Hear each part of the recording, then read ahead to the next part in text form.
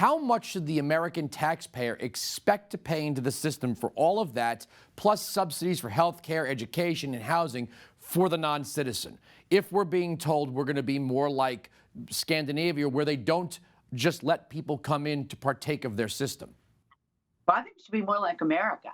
I think that we should fulfill the promise of our own country. I judge the assessment of policy based on who we are as Americans and what we want, not comparing us to other countries. And I think it's wise for us to say, what is the most cost-effective way to deliver health care? What is the most cost-effective way to make sure that we have the housing and employment needs of our communities met? And remember, when we're talking about universal health care, you're talking about a community health center system that we've been paying into for quite a long time that helps everybody. Because listen, whether you're a visitor, whether you're a citizen, whether you're on your path to naturalization, if you're sick and you sneeze on the bus, everybody gets sick. So that means we want to make sure that everybody's healthy. And I think that if you're talking about doing things in a cost-effective way, where it's diet and wellness rather than care down at the emergency room, which is what we have right now, which is incredibly expensive and incredibly unfair, I think that's what Americans are looking for. But again, comparing us to other countries doesn't work. Compare us to ourselves, compare us to the states that are trying to have healthcare exchanges that cover everybody, and mindful of the Supreme Court ruling that says public education is a right for everybody. Okay, so you're saying that the Democratic Socialists don't speak for the by and large and broader Democratic Party?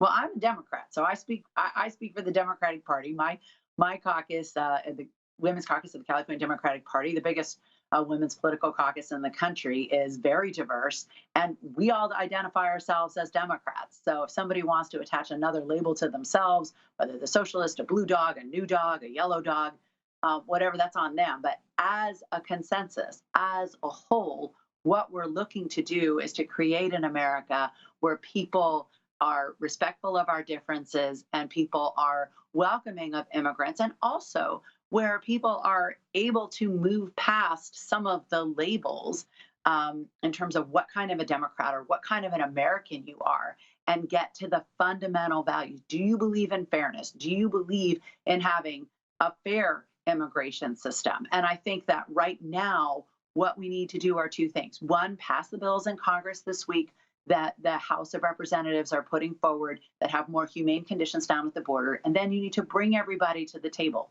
not just Republicans and Democrats and conservatarians like you, Andrew, but also what I call the 3 Bs, the Bibles, badges, and business, because they are the ones who created good immigration policy under former presidents, whether it was President Reagan or Presidents Bush or President Clinton.